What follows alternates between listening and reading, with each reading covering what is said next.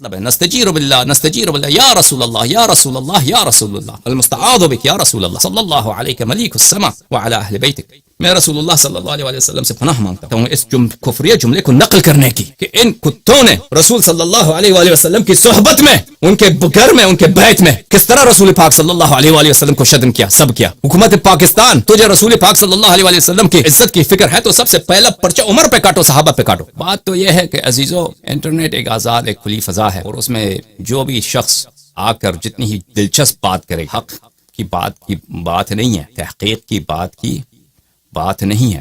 یہ ہے کہ جتنا دلچسپ ہوگا، جتنا سنسنی خیز ہوگا، تھمبنیلز جو بنائے گا، تصاویر جو اس میں لگائے گا، عنوان جو لگائے گا، شہ سرخی جو لگائے گا، جتنا سنسنی خیز ہوگا اور جتنا بلند و بالا دعوے کرے گا اور جتنا عوام پسند بات کرے گا تو اس کی، اور جتنا زیادہ کلپس بنائے گا اس کی مقبولیت بڑھ جاتی ہے.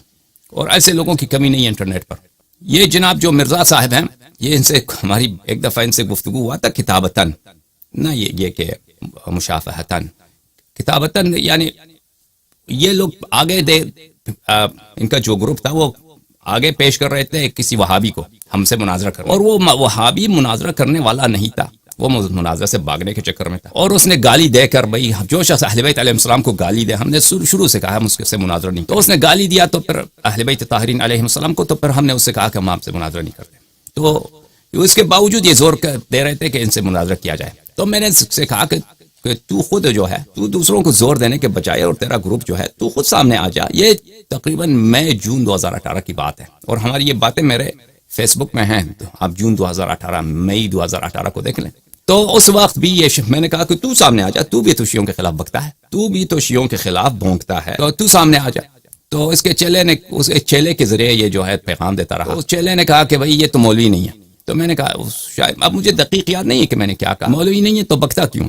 اگر اس کے پاس تحقیق نہیں ہے، علم نہیں ہے، ایک مذہب پر اپنے موقف کا دفاع نہیں کر سکتا، تو منہ بند کرو، بات نہ کرو. اگر بات کرتے ہو ممبر سے اور ادعا کرتے ہو، اور جب زور آتا ہے تو کہتے ہیں میں مولوی نہیں ہوں، میرے مدرسے میں پڑھا نہیں ہے، میں تو دوسروں کی تحقیقات پہ اتکا کرتا ہوں، تو ایسی بات تو ہے تو منہ بند کرو، بات نہ کرو مذہب حقہ کے خلاف. تو یہ شخص اس وقت بھی بھاگ گیا تھا، اور کافی عرصے سے یہ شخص کلپیں بناتا ہے، اور میں ان کے کلپوں کو کبھی نہیں سنتا، اس لیے نہیں کہ میں ان کو نیچے کروں، کہ ان کو مثلا توہین کے طور پہ بات کر رہا ہوں، نہیں، مجھے پسند نہیں ہے، استفادہ نہیں ہوتا ہمارے لیے. ہم جو ہیں میرے عزیزو، ایک غلط بات سن کر، غلطیاں سن کر ہمیں ایک تکلیف ہوتی ہے، اذیت ہوتی ہے. ایسے لوگوں کو جو تقریباً اگر ان کو 5 منٹ دے دینا، وہ مثلا 5 منٹ میں کتنے جملے بولے گا، وہ اس کا ہر جملے میں غلطی ہوگی یا ہر دوسرے جملے میں غلطی ہوگی. جو نہ اپنے مذہب کو جانتا ہے، نہ مخالفین کے مذہب کو جانتا ہے، اور سب کے مذہب پہ لگا ہوا ہے. یعنی اس کے جو کلپس ہم نے اس کے ویسے دیکھتے تو نہیں ہیں، لیکن کچھ لوگوں نے اصرار کیا کہ ان کا ایک کلپ ہے امامت پہ اس نے تنقید کیا، اس کا جواب دے دو. ہم نے وہ کلپ دیکھا، دوسرے جملے میں یا ہر جملے میں اس کی غلطی ہے. نہ شیعہ عقائد کا پتہ ہے، نہ جماعت عمریہ کا پتہ ہے، نہ اپنے سنت کا پتہ ہے اس کو، نہ. اب مجھے تو یہ لگتا ہے کہ اس کو عبارت بھی نہیں پڑھنا، یعنی اس کو اگر حدیث کی عبارت دینا ہے اس کو پڑھنا نہیں آتا. یہ شاید میرا گمان یہی ہے کہ یہ اتکا کرتا ہے تراجم پر، ترجموں کی کتابوں پر اتکا کرتا ہے، تو اس کو اسی سے اس کو گزارا ہو جاتا ہے، سمجھ آ جاتا ہے. اور لوگوں کو کیا، عوام کو کیا معلوم؟ عوام انٹرنیٹ یوٹیوب میں کلپ بناتے جاؤ، ٹھیک ہے نا، چھوٹے چھوٹے کلپ، اس میں ادعا بلند و بالا کرو جو بالخصوص جو عوام کو پسند آئے. اب وہ سچ ہے جھوٹ ہے وہ اس میں بات جو ہے تحقیق ہے یا نہیں ہے، وہ اس کی اہمیت ہی نہیں ہے. اہمیت یہی ہے کہ آپ کلپ زیادہ بنائیں، اس کے جو جملے ہوں، اس کے سرخیاں جو ہیں وہ سنی خیز دلچسپ ہو، اس کے آپ ویورز بڑھ جائیں. تو عزیزو بات کو چھوٹی کر دیں. ہم اس شخص کے ساتھ یعنی نہ جھگڑا چاہتے ہیں، نہ کوئی گفتگو چاہتے ہیں، کیونکہ اس کو اہل نہیں سمجھتے ہم ان کے ساتھ بات کریں. یہ بھائی کچھ ہے ہی نہیں. جب میرا اندازہ ہے کہ وہ اپنی ہی کتابوں کو نہیں پڑھ سکتا، تو میں اس سے جو کچھ سال پہلے ہم نے اس سے مناظرہ کو دعوت دیا تھا، اس کی وجہ یہ تھا کہ شیعوں کے خلاف بہت بات کر رہا. تو ہم یہ نہیں چاہتے، اب ہمارا ارادہ بدل گیا ہے. ہم اس کا بات کے متمنی نہیں ہے کہ اس شخص کی کوئی گفتگو ہو جائے یا مناظرہ ہو جائے، کیونکہ اس کی بات کے اہل ہی نہیں سمجھتے. جماعت عمریہ میں ایسا یعنی میں نہیں سمجھتا کہ کوئی شخص پیدا بھی ہو کہ وہ ہمارے ساتھ مناظرہ کرنے کی اس کو جرأت ہو. اگر جو ایسے چھوٹے موٹے لوگ ہوتے ہیں جن کو خود پتہ نہیں ہوتا، وہ چیلنج دیتے ہیں، کبھی کبھار دعوت آتا ہے ایسے لوگوں سے تو ہم لوگوں سے ہم بات جن لوگوں کو ہم بات کرنے کے حل نہیں سمجھتے تو لازمی بات ہے ان سے مناظرہ کرنے کے کوئی فائدہ نہیں. یہ اس کا مقصد یہ نہیں کہ اس نے مجھے مناظرہ کرنے کی کوئی دعوت دی ہے، لیکن میں جو یہ کلپ بنا رہا ہوں، یہ تقریر کر رہا ہوں اس کی رد پر، اس کے اباطیل کو باطل کرنے کے لیے، میرا مقصد یہ نہیں ہے کہ میں اس سے کوئی گفتگو کرنا، میرا مقصد یہ ہے کہ میں روشنی ڈالوں، توضیح دوں ان مطالب کو جو یہ غلط فہمی کے بنا پر، جہالت کی بنا پر، نادانی اور کچھ غرض کے بنا پر، مرض کے بنا پر، کچھ مقاصد ہیں جو تعصب کے بنا پر ہوتے ہیں، شیعوں سے دشمنی کے بنا پر ہوتے ہیں، ظالمین سے دوستی کے، غاصبین فتق سے دوستی کے بنا پر ان سے جو باتیں صادر ہوتی ہیں ان کا جواب. تو ان کی اصل جو باتیں ہیں وہ ماخوذ ہے مولوی اسحاق مدنی سے. میرے عزیزوں، میں مولوی اسحاق کو میں کوئی محقق آدمی سمجھتا تھا، میں جو بات کہہ رہا ہوں میرے عزیزوں، میں اس میں کوئی مجھے توہین کی نیت نہیں ہے، اور میری کوئی ایسی نیت نہیں ہے کہ میں مولوی اسحاق کو نیچے لا دوں. میں خدا جانتا ہے کہ یہ میرا عقیدہ ہے، اور میں اس بات کو حق سمجھ کر کہتا ہوں کہ مجھے پہلے میں نے ان کے کچھ کلپس دیکھے تھے، تقاریر سنی تھی بہت سال پہلے، میں مولوی اسحاق کو ایک محقق آدمی سمجھتا. پھر کیا ہوا کہ ان کے کوئی 8-9-10 تقاریر ہیں پنجابی زبان میں مذہب شیعہ، تو میں نے ان کے تقاریر کو دیکھا، سنا. وہ پنجابی سمجھنا ہمارے لیے مشکل ہوتا ہے، لیکن وہ غور سے سننا پڑتا ہے اور تکرار کرانا ہوتا ہے. تو میں نے ان کے تقریر سنے تو خدا جانتا ہے مجھے تعجب ہوا کہ ایسے بچے گانا باتیں، ایسے بے وقوفانہ باتیں، یہ اور کتنی بے انصافی کے ساتھ یہ سمجھتے، اور یہ مشہور کرا دیا ان لوگوں نے، مرزا کے گروپ نے، او مولوی اسحاق نے ایسے شیعوں کے خلاف ایسے تقاریر کی ہیں کہ اس کا کوئی جواب نہیں دے سکتا. ہمیں ہنسی آتی ہے. ہم نے عزیزو بہت پہلے اپنے تجربیات کے بنا پر جو ہم نے مشاہدہ کیا ہے، اور قرآن میں بھی موجود ہے، وَمَنْ أَعْرَضَ عَنْ مِلَّةِ إِبْرَاهِيمَ إِلَّا مَنْ سَفِهَ نَفْسَهُ. ایک قاعدہ ہم نے اعلان کیا تھا بہت سال پہلے کہ یہ ہمارا قاعدہ ہے کہ جماعت مخالفین جو اپنی مذہب کا دفاع کرنا چاہتے ہیں، یعنی ابو بکر عمر کے ماننے والے، ان کے علماء محققین بہت سارے ہیں، بہت علم میں بہت آگے ہیں، ان کے علم کی کوئی ہم وہ نہیں کرتے، کوئی انکار نہیں کرتے، لیکن وہ مذہب شیعہ کے خلاف جب آتے ہیں تو ان کے پاس کوئی علم نہیں رہتا. ہم نے ایک قاعدہ تأسیس کیا تھا، اس قاعدے کہ یہ ان کے ہمارے جو مخالفین ہیں، ان کے علماء ہمارے مذہب کے خلاف جب گفتگو کرتے ہیں، استدلال کرتے ہیں، دلیل لاتے ہیں یا اپنے مذہب کی دفاع کے لیے، قاعدہ یہ ہے کہ ان کے مذہب کا اساس، جماعت عمریہ کی مذہب کی جو بنیاد ہے ابو بکر و عمر کی خلافت ہے، اور یہ ابو بکر و عمر کی خلافت کی اساس جھوٹ اور کفر. اس بات کے لیے ہمارے دلائل بہت زیادہ، یعنی مذہب عمریہ کا اساس کس بات پر ہے؟ کذب پر ہے، افتراء علی اللہ پر ہے، افتراء علی الرسول صلی اللہ علیہ وسلم پر ہے، اور کفر باللہ اور کفر بالرسول صلی اللہ علیہ وسلم پر ہے. اور اس کا دوام بھی اسی پر ہے، ابھی تک چلا بھی ہے نا، تو جھوٹ کے ذریعے اور کفریانہ باتیں بنانے کی. جب بھی ضرورت پڑے روز اول سے، یوم اول سے، ان لوگوں نے کیا کیا؟ رسول اللہ صلی اللہ علیہ وسلم سے کو کیا کہا؟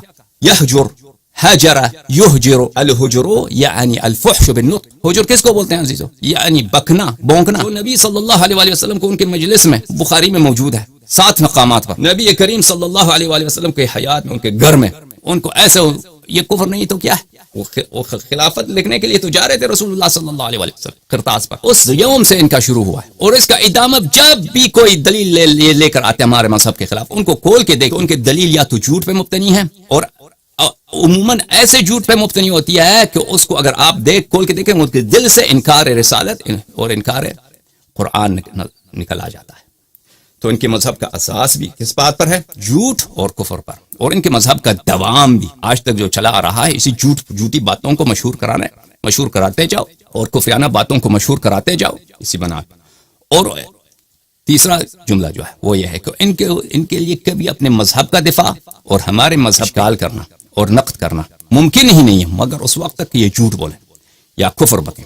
اور اس کی دلیل میں آج آپ کے سامنے واضح پیش کروں. مثلا یہ شخص مولوی اسحاق یا یہ جو ان کا چلا ہے محمد علی مرزا، انہوں نے شیعہ مذہب میں نظر امامت پہ تنقید کیا.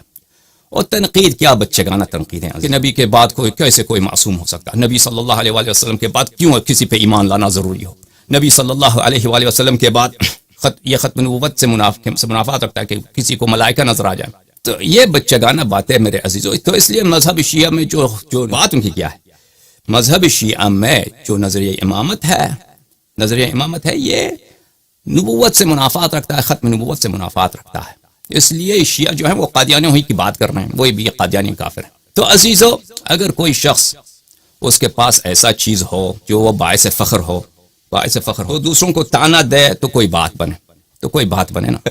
مثلا فرض کریں ایک شخص انگریزی جانتا ہے، دوسرا شخص انگریزی نہیں جانتا، تو انگریزی جاننے والا انگریزی نہ جاننے والے کو کیا کہے گا؟ تانا دے گا کہ میں انگریزی جانتا ہوں. تو اس کا حق ہے بھائی، یہ کوئی سمجھ میں آ جانے والی بات. ایک شخص ہے پیسے والا ہے، بڑے خاندان کا ہے، وہ ایک شخص فقیر ہے، بڑے خاندان کا، اس کو تانا دے تو یہ کوئی بات سمجھ میں آ جائے، ٹھیک ہے نا. لیکن جس شخص کے پاس کچھ بھی نہیں ہے، وہ خود سب سے زیادہ فقیر ہے، وہ بڑے آدمی کو جو سب سے امیر آدمی ہے اس کو تانا دے کہ تو فقیر ہے میں امیر، تو یہ تو ہنسنے والی بات ہے نا.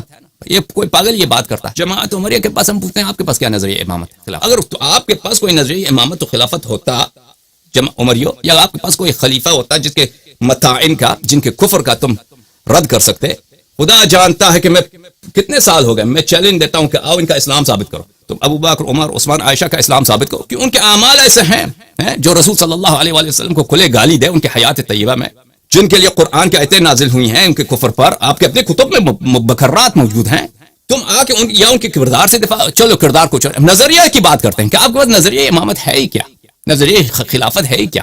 جانشینی رسول صلی اللہ علیہ وآلہ وسلم آپ کے پاس نظریہ ہے کیا؟ کوئی نظریہ ہو امامت کا، خلافت کا اپنا ہو تو اس وقت اس کو تقریر کرو، اس کو بیان کرو، اس کو ثابت کرو، پھر آ کے دوسروں پہ انتقاد کرو، نقد کرو کہ ہاں آپ کے پاس جو نظریہ امامت ہے اس سے ختم نبوت پہ خدشہ. تو عزیزوں، میں بالاختصار میں نے کچھ سال پہلے جماعت عمریہ کے نظریہ امامت کو غدیر کے مسئلے کے وقت بیان کرتے ہوئے، شاید 4 سال یا 5 سال پہلے اردو زبان میں اس وقت بیان کیا تھا، اس تفصیل کے ساتھ بیان کیا تھا. اگر آپ اس کو دیکھ لیں اس میں بہت تحقیق بہت زیادہ ہے کہ جماعت عمریہ کا جو نظریہ امامت ہے اس سے الحاد اور کفر لازمات. اور یہ باتیں میں جو کہتا ہوں یہ کافی باتیں جو ہیں اس میں اہمیت ہیں اور بڑی باتیں ہیں، لیکن میں یہ سب باتیں دلیل کے ساتھ کہتا ہوں، اور یہ سب باتیں میں ان کے اپنی کتب سے ثابت کرنے والے آدمی ہوں. میں ایسا نہیں ہوں کہ میں ادعا کروں اور کتاب ایک بھی نہ دکھاؤں. جماعت عمریہ کے آپ علماء کے تقاریر آپ سنتے ہیں نا، کشیوں کی کتاب میں یہ لکھا ہے، شیوں کی کتاب میں یہ لکھا ہے، شیوں کے. ہمارے پاس کچھ سال پہلے مناظرے کا ایک چیلنج آیا، ہم نے کہا تھا ہماری شرط یہی ہے کہ آپ جب بھی ہم مناظرہ کریں گے، انہوں نے کہا آپ لندن آ جائیں.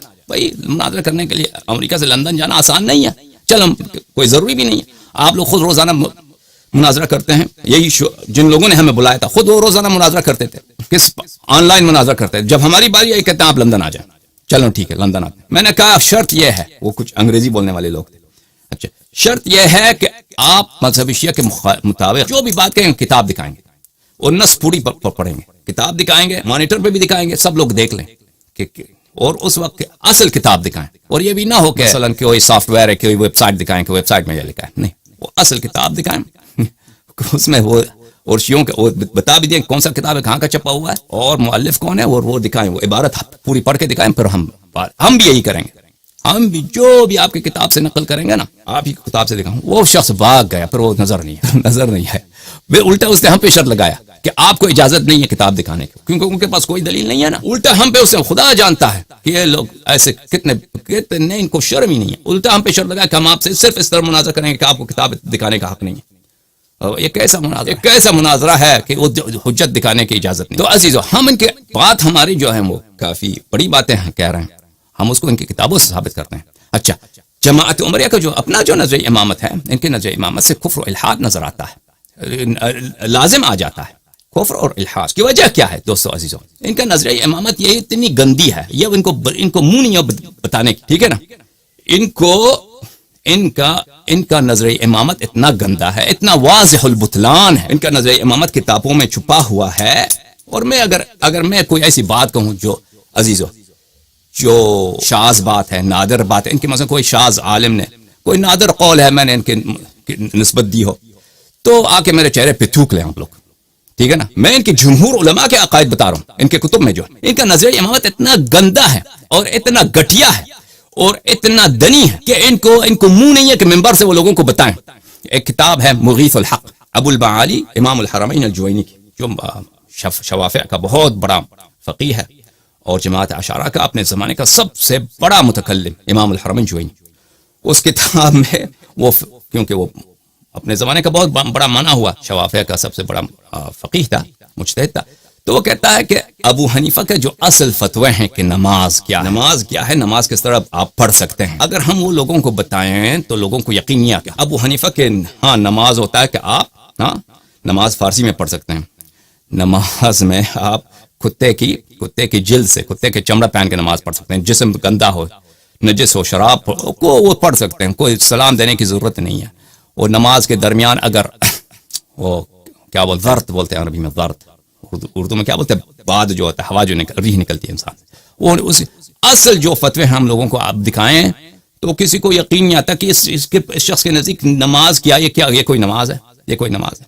لوگوں کو ہم اسی بات کو دہراتے ہیں کہ عزیزو جماعت عمریہ کے جو اصل عقیدہ ہے ان کے علماء کا مسئلہ امامت پر، اگر یہ ان کے اتنا گھٹیا ہے کہ یہ لوگ خود اپنے عوام کو، اپنے نوجوانوں کو بتانے کے اہل نہیں ہیں. ان کا نظریہ کیا ہے عزیزو؟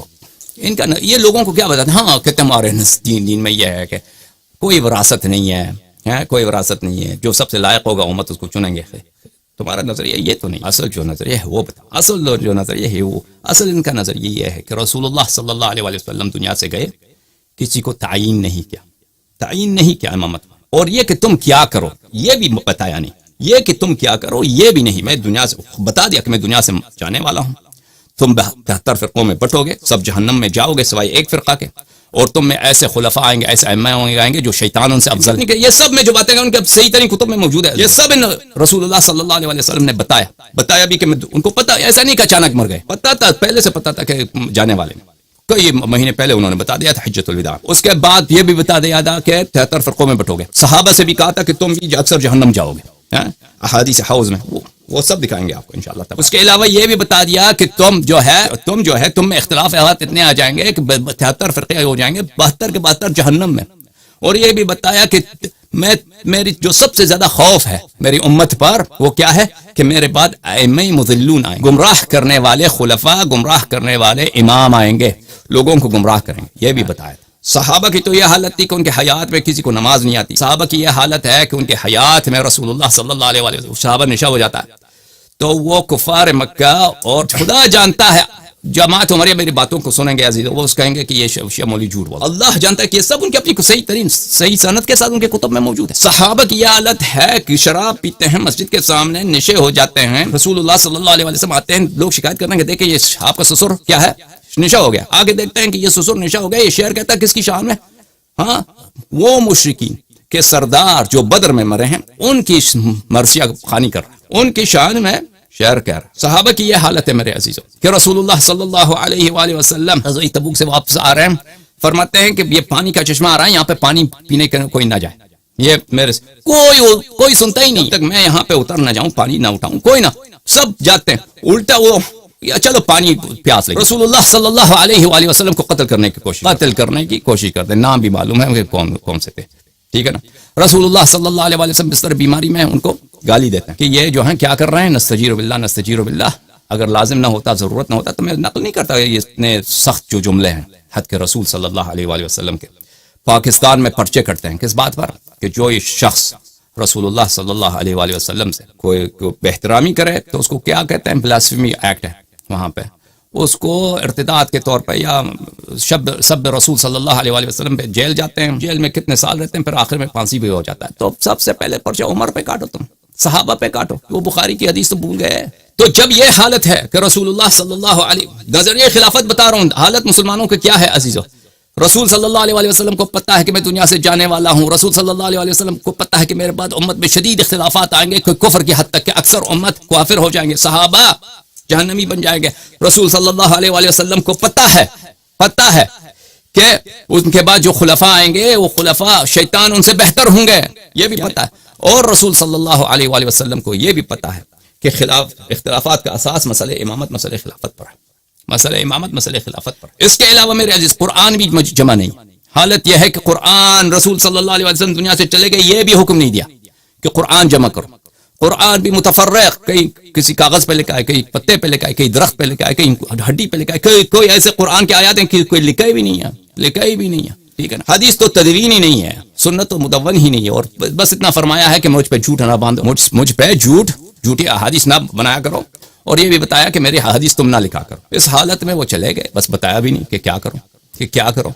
تم اپنا صحیح نظریہ خلافت و امامت تو بتاؤ نا. تمہارا اصل تو نظریہ امامت و خلافت تو یہی ہے. امت کا انہوں نے بالکل نہ صرف یہ اللہ کا رسول، یہ اللہ رسول کا کام نہیں، یہ اللہ کا بھی کام ہے. یہ سب باتیں جو میں نے کہا ہے یہ صرف یہ نہیں کہ صرف رسول اللہ صلی اللہ علیہ وسلم کو پتہ ہے، اللہ کو اس سے بہتر پتہ. نہ اللہ نے اور نہ اس کے رسول صلی اللہ علیہ وسلم نے، ان کو پتہ ہی نہیں، پرواہ ہی نہیں کہ اس دین کا کام. آیت تو قرآن میں اتنی موٹی الیوم اکملت لکم دینکم واتممت علیکم نعمتی ورضیت لکم الاسلام. دین کامل ہے، دین کامل میں اسلام سے راضی. اور اتنا ہے کوئی وہ ملا نصر الدین کا جو مولانا نصر الدین کے قبر کا آپ نے کہانی سنی ہے؟ چاروں طرف سے دیوار ہے، 3 طرف سے دیوار ہے، دروازہ ہے، اس میں بہت بڑا لاک ہے، تالا لگا ہوا ہے، اور ایک طرف سے دیوار ہی نہیں، ایک طرف سے دیوار ہی نہیں. یہ تو کون سی الیوم اکملت لکم دینکم، اس سے بڑا اسلام کے دیواروں میں اس سے بڑا اتنا دراڑ کہاں، بلکہ ایک سائڈ سے دیوار ہی نہیں ہے. وہ سب سے جو اہم قضیہ ہے امامت و خلافت و جانشینی کا، کہ ابھی تک اس مسئلے پہ اختلاف آ رہا ہے. اور ہم سب کو پتہ ہے کہ جس مسئلے پہ بھی ہم مسلمانوں میں اختلاف ہے، اگر توحید میں اختلاف ہے، صفات باری تعالیٰ میں اختلاف ہے، اسماء میں اختلاف، صفات انبیاء، سیرت رسول اللہ صلی اللہ علیہ وآلہ وسلم، اصول دین، فروع دین میں اختلاف ہے، تو اس کا اساس مسئلہ امامت و خلافت پر. تو اس مسئلے کو تو ادھوری چھوڑ دیا نا. دیکھو یہ کہتے ہیں کہ ہمارا عقیدہ یہ ہے کہ امت اختیار کرتا ہے، جو سب سے اچھا ہوتا ہے امت راضی ہو جائیں گے، کسی سے بیعت کریں گے. تو اس کی حدیث دکھاؤ نا. اگر واقعاً رسول اللہ صلی اللہ علیہ وآلہ وسلم دنیا سے چلے گئے اور یہ بتایا کہ بھئی کسی مصالح کے بنا پر اللہ نے فرمایا ہے کہ تم تعین نہ کرو، اتنا اہم مسئلہ ہم بیان، تو تم انتخاب کرو، تو وہ بھی تو بتاؤ نا، وہی دکھاؤ ہمیں. وہ بھی تو نہیں بتایا. چلو مان لیا کہ اختیار پر ہے، اختیار پر ہے. تو ابو بکر کو کیا مرض لگی تھی؟ ابو بکر کو اس کو کیا بیماری تھی کہ اس نے اپنے بات نصب کر دیا عمر کو؟ اگر اختیار پر ہے، اگر الیکشن لڑنا ہے، خلیفہ جب مرتا ہے تو اس کے جانشین کی الیکشن ہونی چاہیے. عمر کی خلافت کی کیا توجیہ ہے؟ اس کی خلافت، اس ابو بکر کی اس خلافت کی کیا، یہ سوائے یہ کہ اس نے مخالفت کی ہے ایک حکم رسول صلی اللہ علیہ وآلہ وسلم کے. لیکن بات تم صحیح بتاؤ کہ حکم رسول ہے ہی نہیں اس مسئلے پر. بس کلی آیت ہے وَأَمْرُهُمْ شُورَىٰ بَيْنَهُمْ، مسلمان آپس میں مشورے کرتے ہیں. وہ تو مشورے کرتے ہیں. ہم مسئلہ خلافت کی بالخصوص بات کرتے ہیں. اس مسئلے پہ اتنے خون بہ ہیں، خون بہ رہا ہے آج، خون اس مسئلے پہ آج بہ رہا ہے مسلمانوں. ہر لوگ اتنے گمراہ ہو گئے. کیوں رسول اللہ صلی اللہ علیہ وسلم سے آپ کے پاس کوئی حدیث ہی نہیں ہے، ٹھیک ہے نا. اللہ سے کیوں کوئی نص نہیں ہے آپ کے پاس. آپ ادعا کرتے ہیں کہ آپ کا دین کامل ہے. دین کامل ہے، اتنا بڑا دراڑ، اتنا بڑا نقص جو سب سے اہم ہے، جس کی وجہ سے امت ضلالت 72 فرقے جہنمی بن جائیں گے. فرمایا کہ میں دجال سے زیادہ جس بات کی مجھے خوف ہے ائمۃ المضلون کا. رسول اللہ صلی اللہ علیہ وسلم کی صحیح حدیث مسند احمد میں کہ سب سے زیادہ جو مجھے خوف ہے وہ کیا ہے؟ آپ لوگوں پر، اپنی امت پر، اس بات پر ہے کہ میرے بعد جو امام آئیں گے وہ گمراہ کریں گے. دجال سے بھی زیادہ. دجال بہت سارے لوگوں کو کافر بنا دے گا بھائی. دجال جب آئے گا، دجال ملعون جب آئے گا، الوہیت کا ادعا کرے گا، خدا ہونے کا ادعا کرے گا، خالق و رازق ہونے کا ادعا کرے گا. بہت سارے لوگ اس کی پوجا کریں گے آخر الزمان میں. اور رسول اللہ صلی اللہ علیہ وسلم کی حدیث ہے کہ جتنے نبی گزرے ہیں انہوں نے اللہ تعالیٰ سے دجال کے شر سے پناہ مانگی. اتنا بڑا شر ہے، لیکن دجال سے بھی بڑا اللہ جو اس امت کے جو خلفاء ہیں. یہ تو حدیث صحیح ہے میرے عزیزو. اب یہ لوگ کہیں گے، آپ جماعت عمریہ کا کوئی آدمی دیکھ رہا ہوگا تو وہ کہے گا کہ بھئی یہ شیعہ مولوی جھوٹ کہہ رہا ہے. پہلی بات ہے کہ میں مولوی نہیں ہوں. دوسری بات یہ ہے کہ میں یہ سب باتیں دکھا چکا ہوں اور دکھا بھی دوں گا. آپ ذرا حوصلہ کریں، ٹھیک ہے عزیزو. تو رسول پاک صلی اللہ علیہ وآلہ وسلم نے کسی کو تعین نہیں کیا اور کسی کو یہ بھی نہیں بتایا کہ تم میرے بعد کیا کرو. کیا یہ پس دین آپ کے پاس ناقص. پس دین کے نقصان سے کیا ہوتا ہے، میرے کیا لازم آتا ہے؟ قرآن جھوٹ ہے. میں نے کہا نا، ان کے نظریہ امامت کو دیکھو، ان کے نظریہ امامت کو چنو. اتنا گھٹیا ہے، اتنا ابھی ان کے پورا گھٹیاپن میں نے بتایا بھی نہیں، ابھی آدھی بات ہے ان کے نظریہ امامت کہ اس سے خوب الحاد ہی لازم آتا ہے اللہ کی خدائی پر، اللہ کی حکمت پر. لیکن الگ بات ہے، میں آپ کو ایک اور بات بتاؤں، ایک سنہری بات. ان کے مذہب کے عجائب اور غرائب ختم ہونے والے نہیں ہیں. دیکھیں میرے عزیزو، ان کے مذہب جو جبر پر مبتنی ہے. ان کا جو سب سے بڑا امام ہے ابو حنیفہ، یحییٰ بن معین کا ظاہراً شہادت ہے، جلد نمبر 13 صفحہ نمبر 420 425 اس طرح. جلد نمبر 13 صفحہ نمبر 420 425 اسی طرح کچھ میں دکھاؤں گا ابھی آگے جا کر انشاءاللہ. تاریخ بغداد، خطیب بغداد کی تاریخ بغداد میں وہاں پہ یحییٰ بن معین کا قول ہے کہ ابو حنیفہ جہم بن صفوان کا پیروکار تھا. ابو حنیفہ جہمی مذہب کا تھا. اچھا ٹھیک ہے، جہمی تھا یا نہیں تھا؟ ان کے سب جتنے فرقے سوائے معتزلہ جو اس مسئلے اعمال میں اور اختیار میں یہ شیعوں کا عام عقیدہ ہے. اور کوئی بچہ بھی نہیں ہے، معتزلی سب چلے گئے دنیا سے، ان کو سب قتل عام کر دیا ان لوگوں نے. سب ان کا عقیدہ یہ ہے کہ بشر کے افعال کا بنانے والا، فعل اب اشیاء اعیان کا بنانے والا یہ اللہ تعالیٰ ہے. یہ انگوٹھی کس نے بنایا؟ اللہ نے بنایا. اس ہاتھ کو کس نے بنایا؟ اللہ نے بنایا. اس قمیض کو کس نے خلق کیا؟ اللہ نے خلق کیا. اعمال کو کس نے خلق کیا؟ یہ سب کہتے ہیں دنیا میں جتنے زنا ہوتے ہیں، جتنے لواط ہوتے ہیں، جتنے قبیح کام ہوتے ہیں، جتنے شراب پیے جاتے ہیں، جتنا کفر بکا، جتنے انبیاء کو ذبح، یہ سب اللہ نے کیا. سب جتنے قبائل ہیں یہ اللہ تعالیٰ سے نسبت دیتے ہیں. واللہ میں یہ باتیں جھوٹ نہیں کہہ رہا. ابھی آج کل میری تقریر چل رہی فارسی میں، تقریباً میں نے کوئی 10 تقریر کی ہے، 12 تقریر کی ہے. اب عدد شاید زیادہ ہوں، میں بھول گیا ہوں، بلی 12-13 سے زیادہ ہے. کہ اس کا عنوان ہے کہ مطلع النیران فی بیان حدیثی لا جبر ولا تفویض بل امر بین الامرین. یہ لوگ اللہ تعالیٰ سے نسبت دیتے ہیں.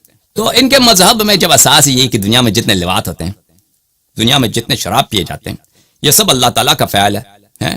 اللہ تعالیٰ آپ میں ارادہ پیدا کرتا ہے. میں بندہ، فرض کریں میں بندہ شراب خانہ جانے کی کوشش کر رہا ہوں، یا کوئی ایک آدمی جو ہے وہ زنا کرنے کی کوشش کر رہا ہے، لواط کر، اس کو ارادہ جو اس کے دل میں ارادہ کون پیدا کرتا ہے شراب پینے کو؟ اللہ جانتا ہے کہ ان کے کتب میں موجود ہے. اللہ تعالیٰ کی قسم، ان کے اکابر نے، فخر رازی کے مفاتیح الغیب میں موجود ہے، غزالی کے احیاء العلوم میں موجود ہے. نصوص ہم نے دکھا چکا ہوں. اب میں کتنے نہ سکھاؤں آپ کو، وہ فارسی میں میرے جو تقاریر وہ دیکھ لیں. آپ ارادہ، آپ جب شراب پینے یا چاہے اپنے والد کو قتل کرنے کے لیے جتنے بھی قبیح اعمال ہے اس کی نیت کریں تو اللہ آپ کے دل میں اس بات کا ارادہ پیدا کرے. وہ ارادہ پیدا کرنے والا، وہ نیت پیدا کرنے والا کون ہے؟ اللہ ہے. پھر اس کے بعد آپ کا ارادہ لگتا ہے کہ میں یہ کام کروں، لیکن آپ کا اصل اختیار کہاں سے ہے؟ اللہ سے ہے. اس کے بعد اللہ تعالیٰ وہ فعل آپ کے وجود میں کیا ہے؟ پیدا کرتا. اللہ تعالیٰ اپنی قدرت سے، اپنے طاقت سے آپ کے وجود میں وہ فعل، یعنی آپ صرف ایک محل ہیں. جیسے ہم کہیں کہ درخت جو ہے، درخت متحرک ہو گیا. ہم کہتے ہیں کہ شجرہ تحرکت الشجرہ، درخت متحرک ہو گیا. اس درخت نے خود حرکت کی ہے؟ درخت نے کہاں حرکت کی ہے؟ درخت میں جو حرکت پیدا ہوا وہ ہوا چلنے سے پیدا ہوئی. درخت نے کوئی حرکت نہیں کی ہے. درخت کا نہ ارادہ تھا، نہ اس کے پاس یہ طاقت ہے کہ وہ حرکت کرے. درخت متحرک ہو گیا ہے، درخت میں حرکت آیا. کہاں سے حرکت آیا؟ اس ہوا چلی ہے. اسی طرح انسان کے جتنے افعال ہیں وہ اللہ تعالیٰ انسان میں پیدا. تو جب ان کے مذہب میں جتنے لواط ہیں میرے عزیزو دنیا میں، جتنے شراب پیے، جتنے انبیاء کا قتل، اہل بیت علیہ السلام کا قتل ہوا ہے، جتنے قبیح اعمال، وہ سب اللہ نے انجام دیا. اس کا ارادہ بھی اللہ نے پیدا کیا. اور ان کا شیخ الاسلام ان سے پوچھیں تو پھر اس سے کیا ہے؟ فخر رازی ہم نے کتاب مفاتیح الغیب میں پھر تکلیف یعنی حلال و حرام کے کیا وہ کیا کہتے ہیں یہ امر مشکل. اس کا جواب ہمارے پاس نہیں ہے. خدا جانتا ہے، ان کے اکابر کے کتب میں یہ جملے موجود ہیں. اگر عمل خدا کی جانب سے ہے، فعل خدا کی جانب سے ہے، ارادہ خدا کی جانب سے ہے، تو پھر تکلیف کس بات، عذاب عقاب کس بات؟ میں فرض کریں مجھ میں شراب مجھے شراب پینے کی مجھے رغبت پیدا کی، ارادہ پیدا کیا، پھر مجھ میں شراب پینے کا فعل ایجاد کیا، اور جیسے تحرکت الشجرہ، نہ نیت میری نہ وہ فعل میرا، ٹھیک ہے نا، اور پھر مجھے روز قیامت جو ہے عذاب بھی کرے کہ آپ نے شراب کیوں پیا. تو فخر رازی کہتا ہے کہ یہ مسئلہ قدر کا ہے، یہ بہت مشکل ہے، ہم اس کا جواب نہیں جانتے. یہی ان کے مشائخ، بڑے مشائخ نے بڑے مشائخ، یہ سر اللہ قدر سر اللہ ہے. تو جب ان کے مذہب اتنا گھٹیا ہے میرے عزیزو، ان کے مذہب میں، اور یہ اگر میں جھوٹ بولتا ہوں میرے عزیزو تو ان کے کوئی عالم آ جائے کسب اعمال پر، خلق افعال پر میرے سے مناظرہ کر دیں. کوئی بڑا عالم ان کا آ جائے کہ میں یہ باتیں جو کہہ رہا ہوں یہ جھوٹ ہے یا حقیقت ہے.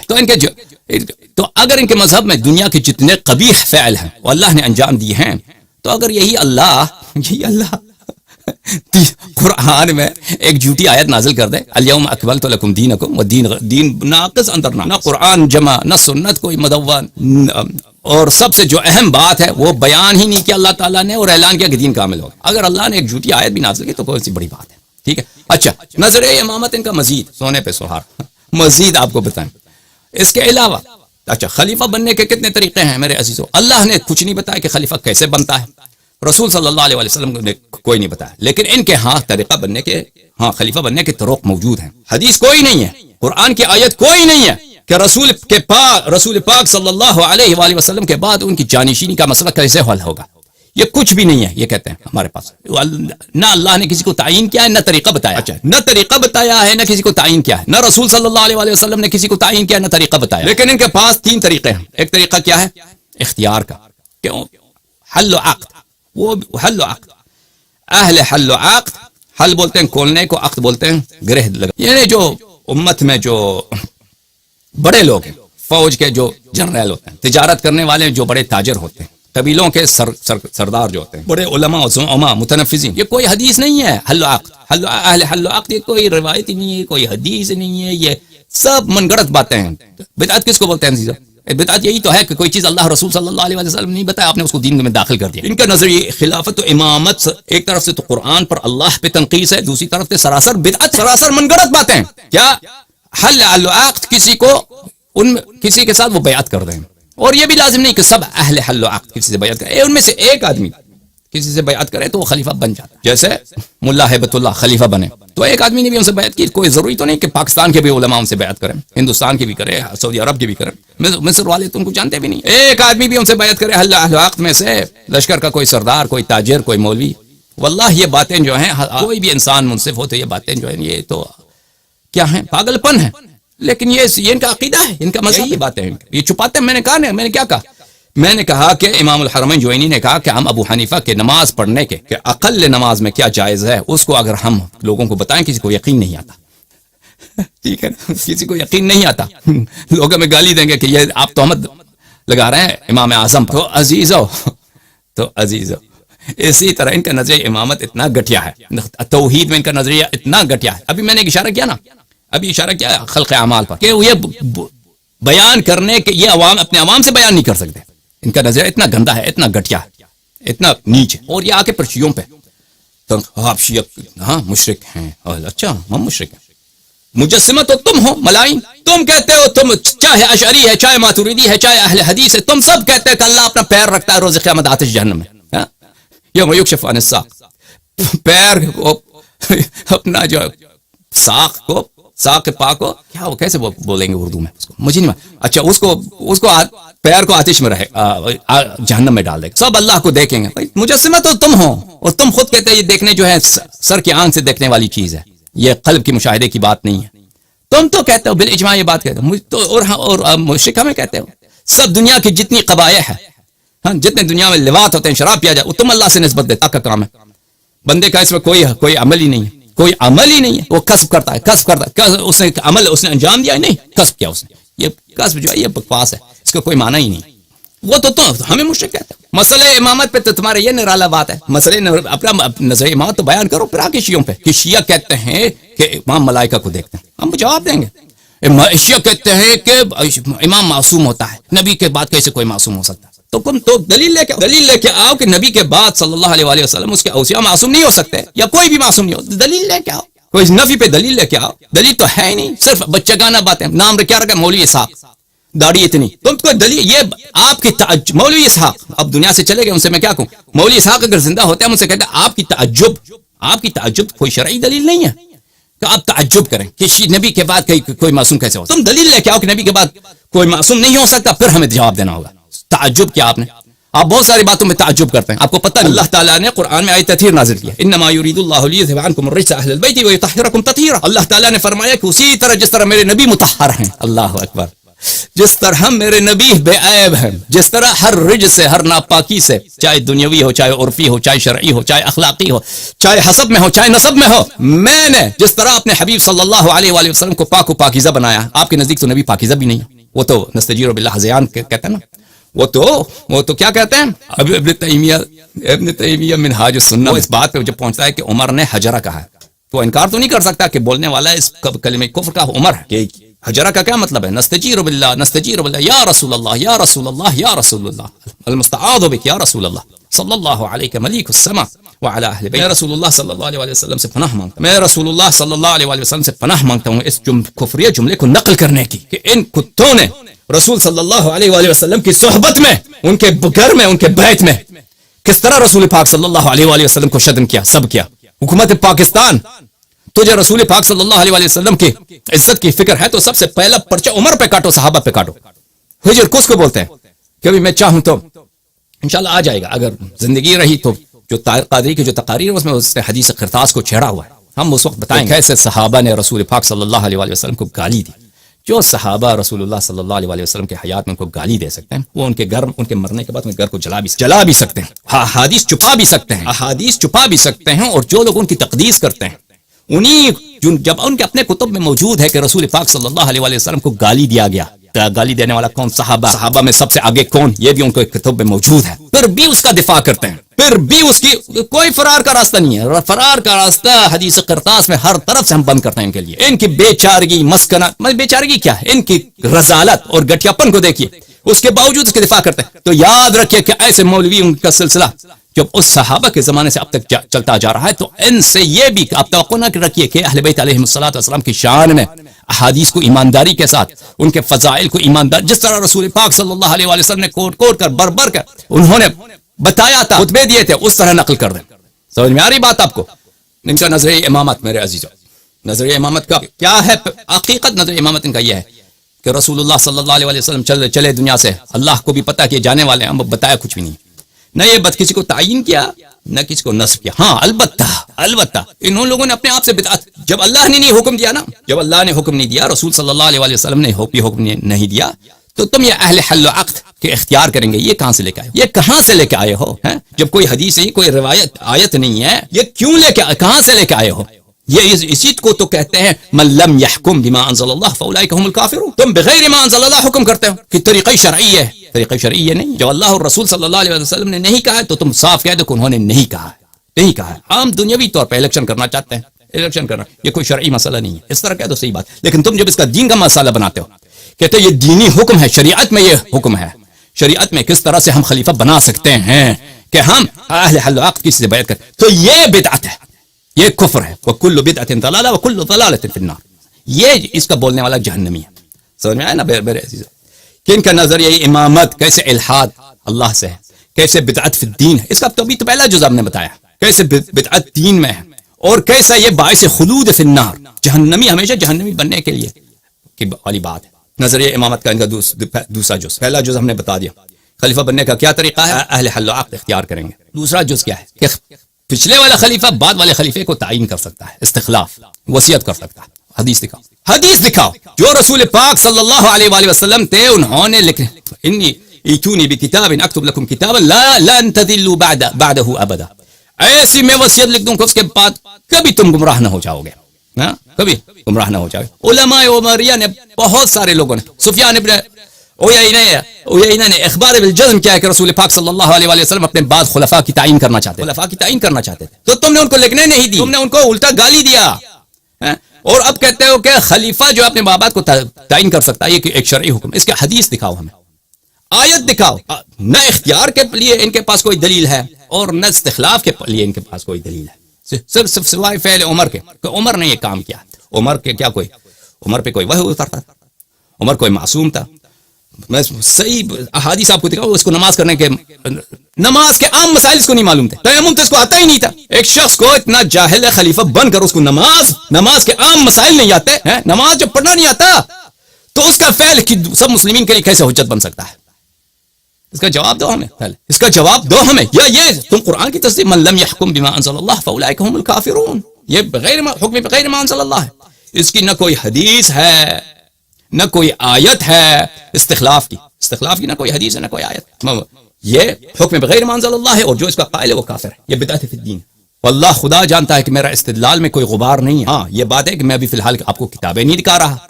جو لوگ یہ باتیں نہیں جانتے وہ سمجھتے ہیں کہ شاید میں کوئی ہڑبڑ کر رہا ہوں، یہ ان کی کتابوں میں حدیث یہ صحیح حدیث نہیں ہے.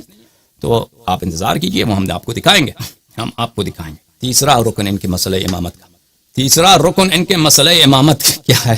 خلافت. مسئلہ امامت و خلافت ان کا کیا ہے؟ یہ ہے کہ کوئی بالقہر والغلبہ، چاہے وہ فاسق ہو، فاجر ہو، شرابی ہو، تارک الصلاح ہو، دنیا کا جتنا فاسق آدمی ہو، ٹھیک ہے نا، وہ تلوار لے کے بھائی سب کو قتل کر کے مخالفین کو قتل کر کے خلیفہ بن جائے. جیسے مثلا افغانستان میں، ٹھیک ہے نا، طالبان نے کچھ انہوں نے اتنا جنگ بھی نہیں کیا. حقیقت یہ ہے طالبان نے ایک سمجھوتے کے طور پر، خیانت غداری کے طور پر بہت غداری، یعنی بہت سارے لوگوں نے غداری کیا ہے. نہ صرف پڑوسیوں نے غداری کی، پاکستان نے غداری کی، ایران نے غداری کی، امریکہ نے غداری کیا، اور افغانستان کے جو گندے سیاستدان ہیں انہوں نے غداری. طالبان کو حکومت مل گیا. لیکن دنیا میں ایسے بھی تھے کہ بہت سارے فاسق تھے، فاجر تھے، جو بن جاتے تھے خلیفہ، قتل کر اپنے باپ کو قتل کر کے خلیفہ بنتے تھے، اپنے بھائی کو قتل کر کے خلیفہ بنتے. یا کسی شہر کو بالکل جیسے بنی عباس آئے، بہت بڑا لشکر لے کے آئے خراسان سے، پورے شام والوں کو انہوں نے قتل کیا. بنی امیہ کا پورا انہوں نے تار و مار کر دیا، سب کو نیست و نابود کر دیا، خلیفہ بن گئے. تو جتنا کوئی فاسق ہو، فاجر ہو، وہ تو شرعن اس کی طاعت واجب ہے. شرعن اس کی طاعت، وہ واقعا شرعی خلیفہ بن جاتا ہے. اس کی حدیث دکھاؤ ہمیں، اس کی روایت ہمیں دکھاؤ. یہ تمہارا جو نظریہ خلافت، حقیقت تو یہ ہے کہ تمہارے پاس خلیفہ بننے کے 3 طریقے. ایک ہے اختیار، اس کی کوئی حدیث نہیں ہے، کوئی روایت نہیں ہے، کوئی آیت نہیں. ایک ہے استخلاف، اور ایک ہے کیا؟ السلطہ بالقہر والغلبہ، کہ تلوار کے ذریعے کوئی مسلمانوں کو مغلوب کر کے خلیفہ بن جائے، چاہے وہ کتنا فاسق ہی نہ ہو، کتنا فاسق ہی نہ ہو۔ مختار الثقفی خلافت کا دعوے دار، جماعت مخالفین نے ادعا کیا ہے کہ وہ نبوت کا مدعی تھا، یعنی ہم نہیں کہتے کہ وہ ہم ہمارے نزدیک جو ہے مختار شیعہ نہیں تھا، اس نے کام بڑے اچھے کیے، اس طرح نہیں ہے کہ کوئی شیعہ نہ ہو کہ وہ اچھا کام نہیں کر سکتا، غیر شیعہ بھی اچھا کام کر سکتا ہے۔ اس نے اپنے سیاست کے بنا پر یا جو بھی طریقہ کار تھا، اس نے امام حسین علیہ السلام کے قاتلین کو اس نے جہنم حاصل کیا، بہت اچھا کام کیا، یہ بہت اچھا کام کیا، اور اس کی وجہ سے امام حسین علیہ السلام اس کو جنت میں بھی داخل کر دیں گے، روایت ہے ہمارے پاس، وہ شیعہ نہ ہو کر بھی جنت جائے گا اسی کام کی وجہ۔ ہمارے نزدیک وہ نبوت کا مدعی نہیں تھا، جماعت مخالفین نے ادعا کیا ہے کہ وہ اس نے نبوت کا ادعا کیا تھا، کیونکہ اس کا جھگڑا چل رہا تھا کس سے؟ بنی امیہ سے، اور ان کے احادیث جو ہے بنی امیہ کے فلٹر سے، تاریخ ان کا بنی امیہ کے فلٹر سے گزر کے آ رہا ہے۔ تو اس زمانے میں جتنے روات تھے وہ یا تو قاضی ہوتے تھے یا امام جمعہ ہوتے تھے، دربار سے ان کو وظیفے ملتے تھے، تو وہ دربار کو راضی رکھنے کے لیے فتوے دیتے تھے، احادیث بھی بناتے تھے، جیسے انہوں نے یہ خلافت کا یہ رکن بنا دیا کہ خلیفہ بالقہر والغلبہ بالسیف بھی آ جائے، فاسق بھی ہو وہ خلیفہ بنتا ہے۔ تو یہ کوئی شرعی بات تو نہیں ہے، یہ خلفاء نے اپنے زور سے جو ہے علماء سے اس کو بات کو اسلام کا جز بنوایا۔ تو وہ اس کے متعلق یہ ہے کہ اس نے نبوت کا بھی دعویٰ کیا۔ تو ان کے نزدیک عامر ابن واثلہ، ابو الطفیل عامر ابن واثلہ صحابی ہے، اس کا کیا تھا، اس کا کمانڈر تھا، وہ کمانڈر بھی تھا، اس کا تلوار بھی، اس کا سپہ سالار بھی تھا، اس کے پیچھے نماز بھی پڑھتا تھا، عبداللہ ابن عمر کئی صحابہ نے اس کے پیچھے نماز بھی پڑھے۔ وہی شخص جو کیا ہے، جو یعنی فسق، یہ حد دیکھیں کہ بالکل فسق نہیں ہے، کفر ہے جو نبوت کا ادعا کرے، یعنی خلیفہ یہ بھی ہو سکتا ہے اتنا فاسق فاجر کہ وہ کفر کیا، میں نہیں کہتا کہ یہ کہتے ہیں کہ کافر بھی خلیفہ بن سکتا ہے، نہیں کہتا، لیکن تواریخ میں یہ بھی ملتا ہے کہ ایسے لوگوں کو بھی انہوں نے خلیفے کے طور پہ قبول کیا ہے کہ ان کی یہ حالت تھی فسق و فجور کی۔ تو اچھا عزیزو، تو یہ ان کے نظریہ خلافت ہے میرے عزیزو، سراسر الحاد، سراسر، یعنی انسان اگر کوئی کافر بھی سن لے نا، کوئی جو مسلمان نہ ہو، ہندو بھی ہو، تو وہ سنے کہے گا کہ یہ باتیں جو ہے نا یہ بالکل غلط باتیں، یہ بالکل من گڑت باتیں ہیں، کہ یہ سیاست نے جو اسلام کے ساتھ کھیل کھیلا ہے، یعنی جو سلاطین کا، جو خلفاء کا، بادشاہوں کا جو مسائل ہیں وہ دین کے حصے بنتے چلے گئے، دین کے حصے وہ سب انسان کو دور سے نظر آتا ہے۔ تو ان کا نظریہ امامت جو ہے سراسر اس طرح ہے۔ اچھا میرے عزیزو، اب میں 1 گھنٹے بات کر چکا ہوں، 1 گھنٹے بات کر چکا، میں آپ کو دکھانا چاہتا ہوں اپنی باتوں کے لیے آسانی اور اپنی باتوں کے لیے جو ثبوت ہے میرے پاس کہ نظریہ امامت ان کا یہی ہے جو میں نے کہا ہے، لیکن میں ابھی اگر شروع کر دوں تو اس کام میں مجھے 1 گھنٹے لگے۔ جو باتیں میں نے خارج سے کہی ہیں، کتاب دکھائے بغیر میں نے آپ کو بتایا ان کے نظریہ امامت کے متعلق، یہ مجھے 1 گھنٹہ لگے گا بیان کرتے ہوئے، کتاب دکھا کر، وہ بھی میں تیزی کے ساتھ دکھاؤں، کیونکہ اس میں نے بہت سارے باتیں کہی ہیں، تو ان کے دلائل دکھانے کے لیے مجھے ٹائم لگے گا میرے عزیز۔ تو ابھی میں وہ کام نہیں کرنا چاہتا، تو وہ اگلے جلسے کے لیے، اگلے حلقے کے لیے میں اس کو ملتوی کرنا چاہتا ہوں، اس بات کو کہ میں آپ باتوں کے دلائل دکھاؤں۔ اس کی وجہ یہ ہے کہ ٹائم لگے گا، میں نہیں چاہتا کہ میں مزید 1 گھنٹہ تقریر کروں، اب بھی مجھے تھکاوٹ کا احساس ہو رہا ہے، انسان بات کرتا ہے تو بدن میں تکن بھی آ جاتا ہے۔ تو عزیزو، اسی مقدار پہ ابھی اس مقدار میں اکتفا کرتے ہیں۔ تو میرا گفتگو کا سلسلہ، میں چاہتا تھا کہ اس محمد علی مرزا کے جواب میں صرف ایک ہی تقریر کر دوں، جواب دوں، لیکن بات سے بات نکل گئی میرے عزیزوں کہ میں نے جو نظریہ امامت ان کا بیان کرنا شروع کر دیا تو اس میں کافی ٹائم لگا۔ تو اب ثابت ہوا کہ مجھے نظریہ امامت کے دفاع کے لیے ایک سے زیادہ تقریر کرنے کی ضرورت ہوگی۔ تو پہلے تو میں ان کے نظریہ امامت بتاؤں گا، ان کے نزدیک ثابت بھی کروں گا کہ ان کا نظریہ امامت واقعاً بہت ہی گھٹیا ہے، سراسر کفر و الحاد ہے۔ جماعت عمریہ کا جو عقیدہ امامت و خلافت ہے سراسر کفر و الحاد، یہ بتاؤں گا، ثابت کروں گا۔ پھر انشاءاللہ تبارک و تعالی وہ بچے گانا باتیں، وہ پاگل پانی باتیں جو مولوی اسحاق نے کہا، اس کے تعجبات کا جواب دے دیں کہ نبی کریم صلی اللہ علیہ وآلہ وسلم کے بعد کیسے ہو سکتا ہے کہ ہم کسی شخص پہ ایمان لانا واجب ہو؟ بھائی ہم بتائیں گے آپ کو، ہم بتائیں گے آپ کو، آپ ہی کے کتب سے ثابت کریں گے، قرآن سے ثابت کریں گے، ٹھیک ہے نا؟ نبی کریم صلی اللہ علیہ وآلہ وسلم کے بعد کیسے ہو کہ کسی کو ملائکہ سے بات ہو جائے؟ یہ ختم نبوت کے منافی ہے، نہیں، ختم نبوت کے منافی نہیں۔ آپ کو اپنے عقائد کا نہیں معلوم، آپ کو اپنے کتب کا نہیں معلوم۔ مولوی صاحب شیعوں کے ضد میں آ کر آپ جو ہے نا، آپ ایک مطالعہ ہے آپ کا، لیکن جب آپ شیعوں کے ضد میں آ جاتے ہیں آپ بھول جاتے ہیں اپنے میرے عزیزو، آپ سب کا بہت شکریہ ادا کرتا ہوں، میری بات ختم۔